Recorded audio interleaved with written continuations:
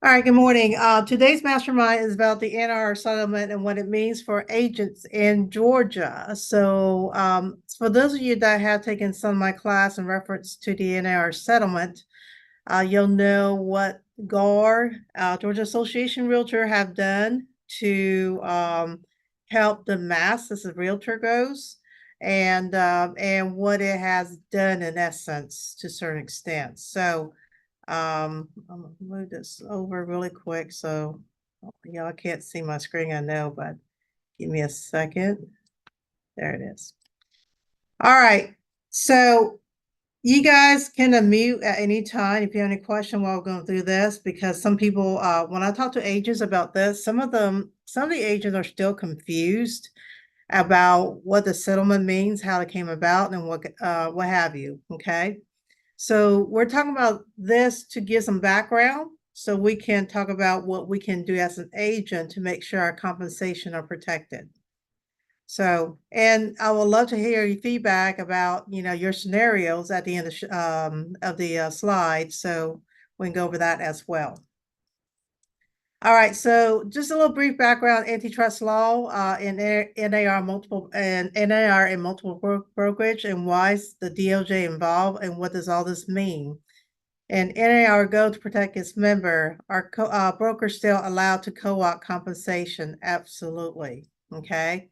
There's four key elements in the NR preliminary settlement for agents in Georgia. One, as a buyer broker or any brokerage, you got to have a signed agreement prior to showing.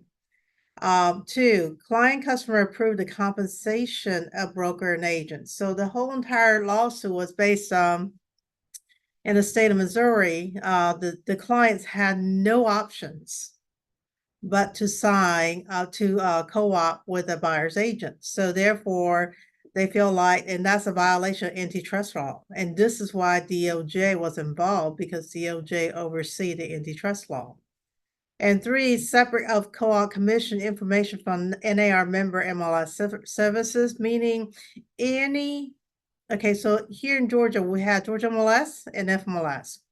Georgia MLS is a member of NAR, while FMLS is not, and we'll go over that in a minute. So if you're a member of NAR or association, you cannot have any co-op commission in the NAR member services. So, and that's what they mean by that, number three. And number four, release a liability for NAR members. When they settle, the intention is so you can't sue our members again, okay? So putting all this in practice in Georgia, honestly, here in Georgia, we never had an issue with where seller or buyer had no option. So therefore, we actually are a light year ahead. In Missouri, the way their listing agreement or selling agreement is written to where seller had no options. So therefore, the co-op amount has to be equal to the listing amount.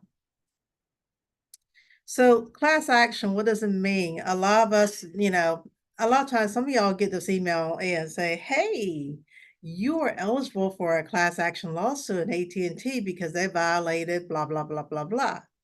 So what happened is that the attorney typically have a group of folks that file a complaint on a similar situation.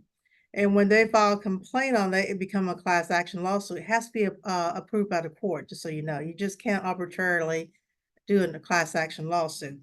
And what happened was, kind of like some of the attorney out here, we don't get paid unless you do. So their whole entire purpose is to get paid, so to speak. And because they're very knowledgeable in the world of legalism, they can actually find a minute little crack in anything, and hoping the jury will agree with the plaintiff and to get class action lawsuit. And so that's what happened. NAR is a national brand. It's across entire 50 state. In Georgia, we never had that issue, but because Missouri had that particular seller listing agreement, therefore all of us are tied in. So how many times have y'all received a class action lawsuit and that says, hey, you might be eligible? So you thought, hey, you know what? Fill this information out. So you did. And when you did, you wait 6 months, maybe a year later, you get a check. What do y'all get? I had folks in the class that says $2.35. So there we go. There's a class action lawsuit that where it's millions of dollars of settlement, but if you want to claim it, your settlement is $2.35. There we go. Okay. So antitrust law are the broad group of state and federal law that are designed to make sure business are complied fairly. The trust and antitrust refer to a group of business that team up or form a monopoly to dictate. And that's what happened in Missouri, is that they formed a monopoly to dictate to the seller what they have to pay on the co-op. So the reason, once again, why is DOJ involved? Because they enforce a federal antitrust law. Okay. All right. And I just talked about class action lawsuit earlier. They're a lead plaintiff in class action. So the one that got us was a Sitzer and Burnett in Missouri. And so the funny thing was when we did preliminary lawsuit settlement, it's a lot of you copycat. Basically, your Georgia attorney decide, hey, we're gonna file a lawsuit, a class action lawsuit here in Georgia, and sue all the brokerages here. And what they don't understand is that we have in state of Georgia, we never violated the antitrust law. So therefore, the plaintiff will complain that our commission are too high, buyer representative are paid too much, and AR Code of Ethics and MLS handbook, along with a corporate defendant practice, leading to inflated commission rate.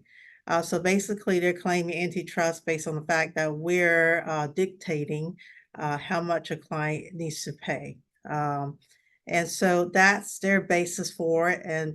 But, like Sheila and I, myself, or Latavia, Ramel, or Freddie, you guys might practice a little differently. I may give a discount to my client that's a repeated, or investors, or what have you. So there's never a antitrust rule against this because we never practice that. But a lot of the copycat attorney. So what happened if you get in a docket as the first attorney to do a class action lawsuit in Georgia? They're the person to go to. So that's where the money is. So in October 2023 trial, the plaintiff took particular issue with cooperative compensation. Okay. And also they say offer compensation does mean that a specific amount must be paid. The offer can be any amount, including in many cases, zero. So here in Georgia, if you look at it, our seller brokerage agreement is made up to where the seller has the choice to offer any co-op on the selling listing agreement. So we'll go over that form in just a minute. So NAR introduced evidence show how the real estate marketplace work and how cooperative compensation benefit consumer. NAR also showed that its rule prohibit anti-competitive behavior, encourage the free market and compensation. However, the jury back then found for the plaintiff.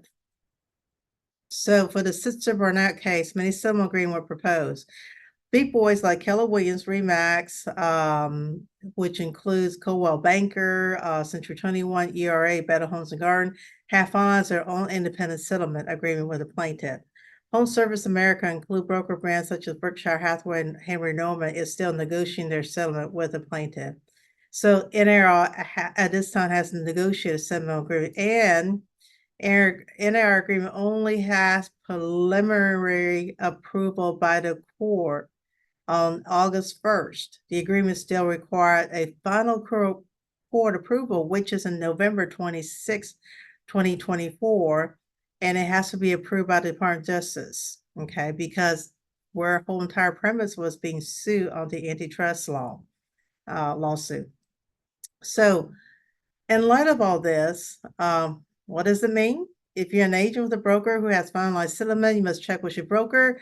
If you're a member of NAR Realtor, regardless of brokerage who held your license, as an agent, the term of NAR settlement applies to you. But for member of NAR, due to lack of final approval, just remember, y'all, we don't have a final approval yet. Some of these terms may still change. The term of preliminary settlement goes in effect August 17, 2024. So our goal, NAR goal, was to protect its member. There's about 1.5 million active NAR members. The settlement applies to NAR members and is for any brokerage that has less than $2 billion worth of gross revenue. Okay. And also it protects any non-realtor entity who choose to opt in to be covered by the settlement agreement. If approved, the settlement will also require NAR to pay $418 million damages. So for those people that jumped in a lawsuit, guess what? They may get 25 bucks, okay, at the end of the day. Are the brokers still allowed co-op? Absolutely, yes. Okay. So NAR being the largest, oldest trade organization stand by the benefit of cooperating compensation. It makes efficient, transparent, which accessible marketplace possible, which serve consumer advance and advanced home ownership. So, a lot of you guys are questioning right now, say, how do I know what the other side's paying? Well, you have to text. You have to prepare forms, right? And so, do we still allow co-op? Yes, but because the settlement, we want to be very transparent in what we do. So therefore, it's changing how we do business, not necessarily how the business was done. Okay, it's just a different route. So for the key elements in our preliminary settlement of an agent in Georgia, one, gotta have buyer brokerage agreement prior to selling the property. I know in the past, and for those agents that are older, mature agent like myself, we have in the past had buyer sign a buyer broker agreement at the time purchase sale. So please don't do that. Go ahead, treat your buyer like a client, and go ahead educate them about the buying process. Our agents, you know where the documents are located. They're in reference section of papers pipeline. Use that as a guideline and also have a conversation with your clients. So therefore, what their expectation of you are and what your expectations of them are. Okay. So you got to have customer and client approved compensation. Okay. Separation of co-op compensation information for the NAR member and the MLS. So this is why Georgia MLS, because the member NAR, you will never see compensation on their website. Now, however, FMLS is not a member NAR, and I look at them as a third-party website. Okay, so NARs basically said, you can't have a compensation MLS, but you can advertise anywhere else. Your flyer, your yard flyers, your own personal website, whatever you want to do, you can advertise outside the MLS. So, and number 4, release a liability for NAR members association, NAR MLS services. So by settling, the NAR is releasing of all its 1.5 million members of any future lawsuit with the antitrust law. So once again, you must get signed by a brokerage agreement prior to showing, okay? And total compensation the buyer broker is allowed to receive. So no longer you have a arbitrary amount. You have minimum and the maximum. Okay. Compensation must be specific and calculated, not open-ended, just like your term on interest rate can be TBA or market rate or nothing like that. Okay. That is actually a violation of unfair trade practice. Prohibited from stating that service to buyer are free or no cost. Okay. We can't do that no more. I know during downturn market, because all the sellers pay, we were say, oh, don't worry about it. The seller's paying for it anyways. You can't do that. Okay. Brokerage agreement must be contain language that commission are not set by state law and are negotiable. So if you look at all our forms, you can see that there is a disclaimer in there. Okay. So buyer never a zero or free fee. Buyer total compensation the buyer broker must receive, and it must be approved by the buyer. Buyer broker compensation must be specific and calculatable, not open-ended. Seller must approve amount a seller broker may share with buyer broker. And broker agreement must contain language that commission are not set by state law and are negotiable. All right, and co-op commission between brokers allow a realtor-owned NAR member MLS may have no information about co-op compensation and no attached compensation document. So a lot of time we thought, you know what, we'll just upload in doc section just like we do with seller disclosure, lead-based paint, all that good stuff. No longer can you upload compensation Georgia MLS. Now, however, if you want to do that in FMLS, you definitely can. NAR member MLS may indicate seller concession to a buyer. Basically say seller will contribute X amount of dollar to buyer's closing costs, or seller offer a 1-year home warranty, or seller provide carpet allowance, blah, blah, blah. Or example, seller offer X amount of dollar to be used by buyer in any manner. That means paying the co-op commission, buying down interest rate, closing costs, and what have you, repairs. Remember, an offer of a concession MLS is not automatic. It must go in the contract. It must be approved by buyer's lender as well. So the lender is a key factor. So if a lender does not approve certain expenses or deduction, then it will not, it basically is money back to the seller, okay? All right, so we cannot create an alternative system to bypass the provision. Like some agents was real creative. They put like, if a house is listed for 200,000, they'll put $200,000, $300 for 3%, or $200,000, $250 for 2.5%. You can't do that, okay? Co-op compensation may be communicated in other way: broker and agent's website, social media, email, flyer, handout, etc. Signed compensation form. So once again, you know, if you have someone request you through showing time, guess what? You can send a separate email, say, hey, this is what the compensation seller is willing to approve before they even show the house. So the buyer's agent knows exactly, you know, what the compensation is. All right. Does it require a little more legwork? Absolutely. Okay. What about agent broker who are not member NAR? The term that's preliminary NAR settlement agreement only apply to NAR settlement. So check with your broker.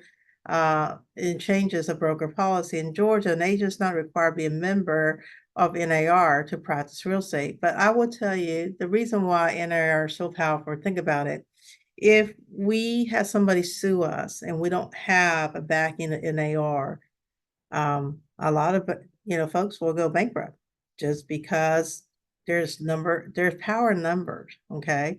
And a lot of agents say, well, I'll just go back to realty. Well, the problem is, think about it. If nobody's there to defend you, how are you going to make sure your industry is practicing legally and also within um, a influence to where it's best for the clients? So at the end of the day, we're here for our clients. So putting all this in practice, Georgia's a years ahead because there are states that didn't even have a buyer brokerage agreement. Nothing. And they don't have, and the way they write their contract is basically a red flag for lawsuit. So this is why we have our GOG contract is updated every year to protect the brokers and the agents. If you're a non-NAR member, may I highly recommend you to buy the NAR form just to protect yourself. The RE form was born in 2012. Some of the form has never been changed since then. So once again, I believe if you're going to practice industry, you probably need to invest a little bit money in that industry, and not inclusive form. GAR contract provide negotiable seller pay commission. GAR contract provide negotiation of buyer pay commission. GAR contract provide for negotiating a co-op pay commission. And we have revised our GAR contract when we knew the preliminary settlement was coming through. So we did our mid-year change on 7/1/2024. And it was a patch job to abide by the NAR lawsuit. And don't be surprised, there's change next year. I am going to train trainer in December, first week of December. and we'll be training throughout our brokerages about the new form and what the changes are and what it means for you. Okay. Putting all this into practice and how are we getting paid? Okay, in general, our agents are paid for the professional service provided. Agents are paid by the broker via the term of the independent contract agreement. How broker being paid? Broker are paid by the public, buyer and seller, landlord and tenant, but this is about residential sale. So it is important for the agent affiliate licensee make sure the broker compensation is agreed in writing by the party paying the compensation. Broker must get paid in order for agents to get paid. Compensation agreement must be signed by the party paying and receiving compensation. So if you look at the F-255, everything else, they all have signature now, okay? Many article presentation videos form will be interchanged for broker and agents, and broker and agent compensation amount are not set by the state law and are negotiable. A broker may have policy regarding the compensation amount they will set for their professional service they and their agent render to consumers. So for example, GAR buyer brokerage agreement here on section 4A is basically outlining what is your minimum. It may not be 0% or $0 right here, okay? And your notice we put option. Now we give option compensation from seller broker. This is where we acknowledge that we can be compensated from the seller or seller broker, depending on their agreement. So buyer hereby, I don't know if anybody would disapprove, honestly, the compensation, because what happened if the other side's paying, okay? If you look at section D, it is reduce the commission buyer shall pay buyer broker dollar for dollar, okay? So on section 4B, that is your minimum amount, okay? Cannot be zero. Some agents are willing to go down to 2%, 2.5%, whatever, okay? As their minimum. And number C, okay, well, I put that as my maximum. So when I engage in a buyer, I don't know if they are going to see new construction, and sometimes new construction may have a bonus or commission or a higher commission rate than the 2.5. So by disclosing to my buyer that my minimum is 2.5 or 3, and my maximum, I usually put 10%. And that is just a catch-all, because now I have abide by enter a lawsuit by saying, this is my minimum and this is my maximum. This is my range of compensation that I can have. So I hope that explained, and most of you knows that. So in here in section 4, an explanation section is always reflected of the prior slide, which is the fill in the blank. Okay, have any question? Talk to me about it. So same thing as customer agreement. In the past, there was no compensation customer. Now we can do the same thing with customer as we do with buyer. Please do not put 0. Do not, okay? Period. And that is against NAR lawsuit against our settlement. Seller brokerage agreement here, okay? Basically, seller now has the option to say, okay, seller agent, I'll pay you. Broker, I'll pay you 3%. Now, I want to have the option to pay the other side depending on their offer. So therefore, I'm going to leave it 0 for right now. And until they submit an offer, I don't know what I'm going to pay them. And just remember, just because someone advertised something out there does not mean it's not negotiable. As long as all parties agree to the terms and conditions prior to binding and sign off on the execute contract, the execute contract is what binds the parties to their obligations. So I hope that explains as well. So as a seller's agent, you need to make sure the boxes you check is correct, because the first one, meaning the seller will pay separately apart from your commission here. And the second part, the seller, you will co-op with them. Okay. So same thing, the language has changed an explanation. And customer agreement right here as well, same thing. So there was a couple form that was created, the F-258 and F-259, and the F-255s are original. So I'm gonna skip through those really quick. 258 is pre-showing. So if you want to make sure your compensation is secure, you can do this.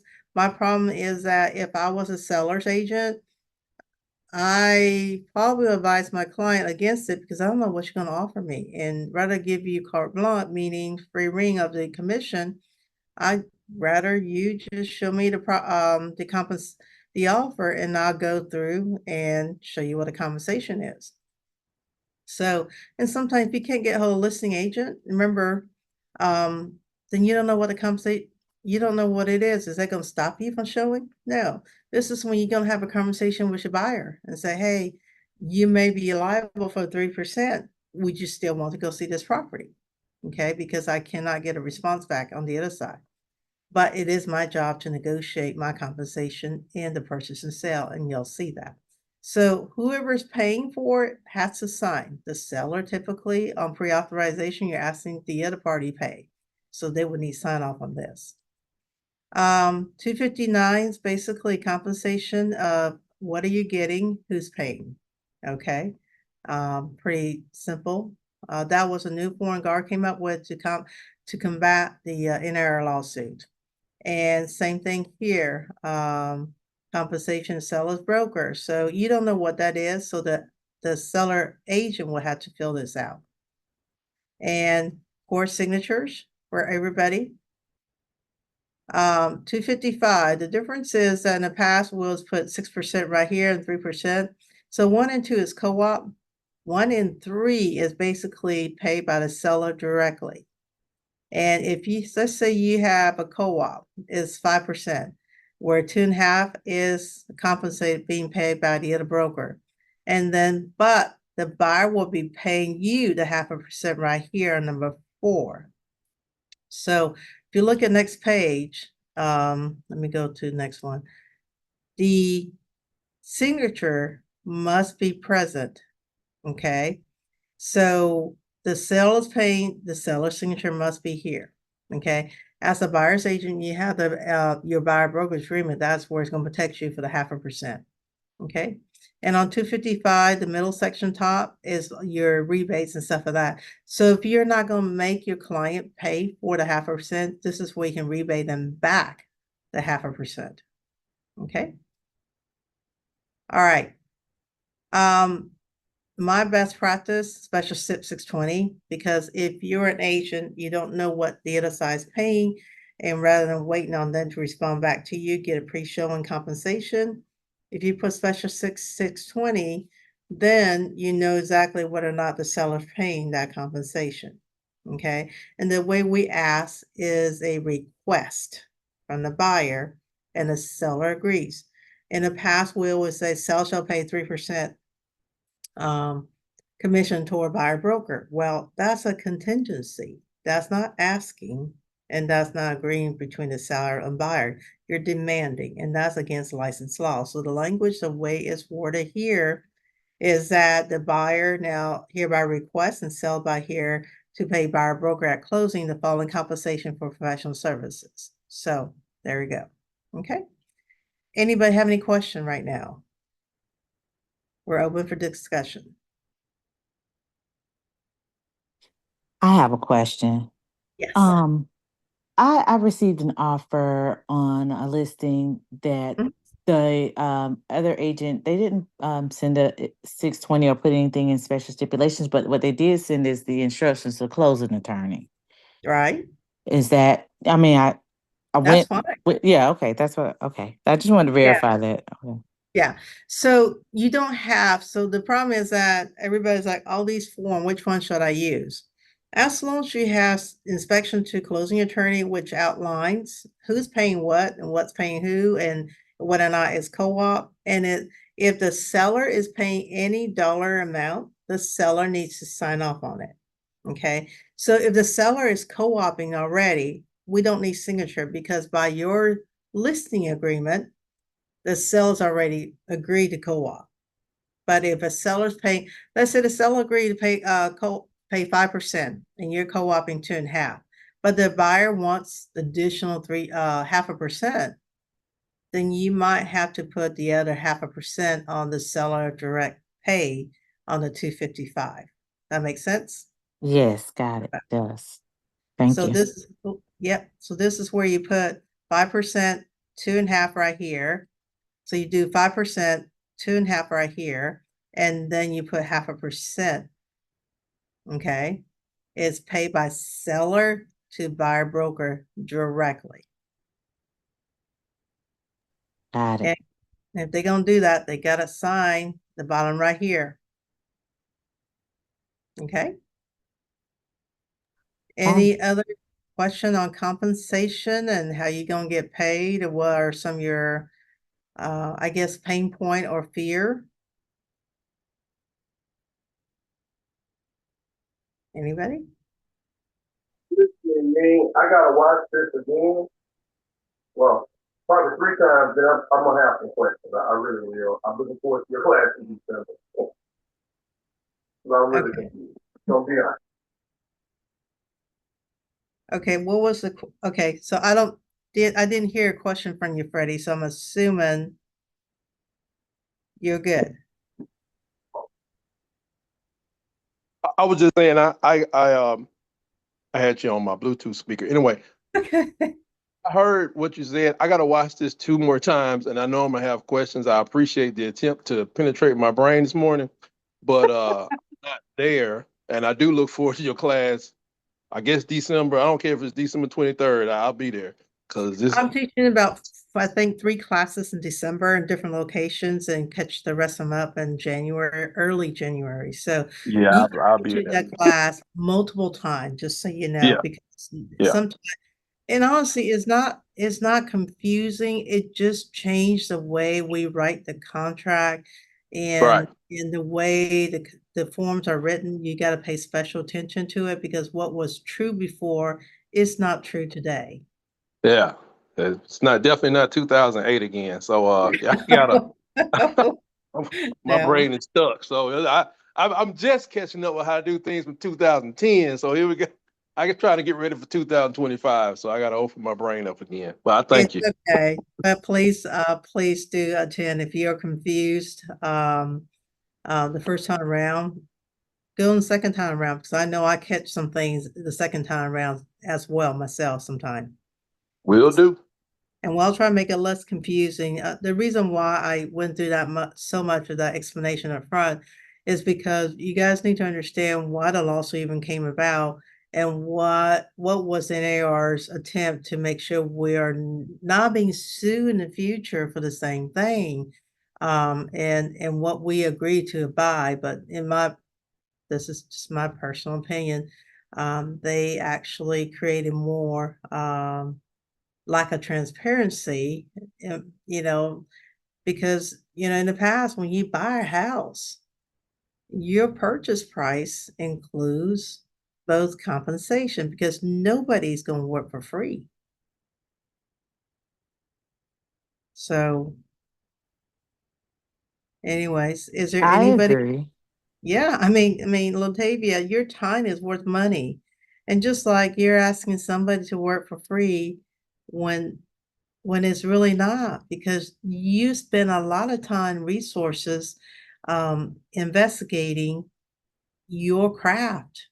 And these folks never bought a house before, don't know how to buy a house, and therefore they rely on your expertise to make sure that they're doing the right thing. The funny thing is, what I noticed over the year is that the millennials, the Gen Zs, those kids are way smarter and way more informed than what we grew up with. I mean, I still remember when I got my first chunky cell phone. I mean, that thing was a brick, okay? That was technology back then, all right? But just think about the information that we received growing up versus the information our children are having. I mean, they're having such a mass of information that's pouring in, and some of them are great. but some of them are just opinions. And so therefore, they need somebody to guide them and also based on their situation, be their champion. And that's what we are. We're a champion for our clients. And that's what's going to make you successful in this business. Now, I have had clients tell me in the past that stop right there. I don't understand it. I don't want to know. I just want to buy a house. So what you can do is find out what their needs are, and based on their needs, move forward with your best route. But given at least one or two. That Anybody? class you were talking about is November the 14th at the airport office, Freddie. NAR settlement. The next class is at the airport office, just to let you know. Okay. Anybody have any question with the compensation, or ask how to ask their compensation, or how to change your client's mind about to look at certain things? Because I know that a lot of you guys are uncomfortable, especially with buyers, and asking them what you're worth or explain your worth to them. I feel like, for me, I just feel like there's hasn't been much that's changed because we were already doing this, especially during the 2020. When sellers weren't paying, we were explaining it then. So it's kind of still like, we've always kind of did it this way to me. Right. Sheila? No, I agree with Latavia because I've always gone over the buyer brokerage and explained to them, the compensation and the options that were available. So Yeah. So, but for us, some of the older agents that was not used to, because their reputation is based on their referral. So they just assume, for some of us, we just assume the buyer knows or the seller knows. That's a dangerous ground. We really need to educate our client and make sure they understand what is it we do, what is it we do to provide value. So, Michelle, would you say, how do you explain to your client, put you on spot, that you provide value for your client if they ask you a generic questions like, other agents are doing for free, why are you charging me? Good morning. So the way that I explain it, basically, this is my fee. This is my compensation. It's not up for debate. But the way that I say it, I don't think that they expect, just like if you go to an attorney, they charge a certain amount and people expect it, but they started having expectations of us because of the way we were treating our profession. So I don't have a problem with it.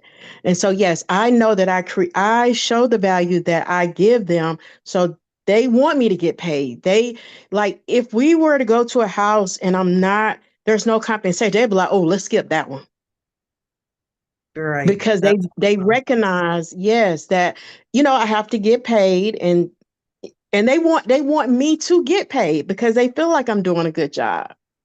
Good, good. And that's important, that relationship piece, and that confident in the agency that, the agent's providing to their clients. So I think a lot of us were very apprehensive at first, but as time goes by, we're, starting understanding why, we do certain thing and how to explain to our client how to do it.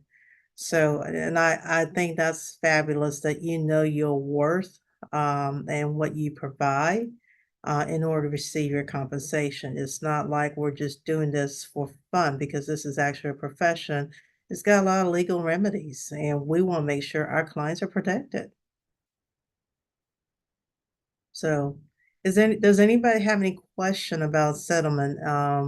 Because I taught a last class, and some of them like, we have no idea what's going on. All we know is that we got to do this and that and that and that. I'm like, well, let me explain to you what's going on, and this is how you can explain to a client that you're worth every bit of it. because why would you invest your biggest asset without guidance? Just like you going for a surgery. You know, if you're going in for heart surgery, wouldn't you want consultation first before you just put in your knife? You know, you want to make sure you do your due diligence, make sure that the surgeon that you have has been doing this for a while and know what they're doing, or if not, shadowed by someone that has been doing this. That's all they do. So, and that's all we do to protect our clients' interests, always. So if you guys have nothing in question reference to the NAR lawsuit and how impacts our industry and how your compensation is being received or asked, then I won't tell you guys. Have a great Monday. If you have any questions, please reach out anytime. Thank you. Thank you, ladies. All right, and Ramel, appreciate y'all, and Freddie. All right, y'all take care. Have a good Monday. Thanks, man. Be safe.